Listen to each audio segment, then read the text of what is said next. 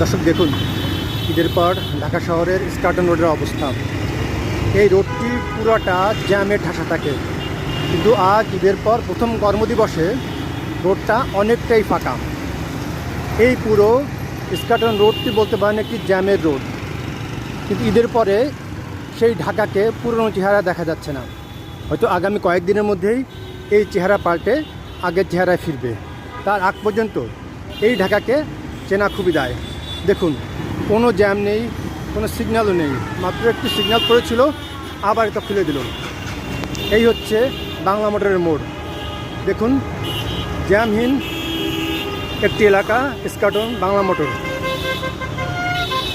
গাড়ি ঘোড়ার কোনো চাপ নাই, কোনো চাপ নেই। একজন অন্য এক ঢাকা, ফাঁকা ঢাকা, যে ঢাকাকে আমরা চিনতে পারছি না।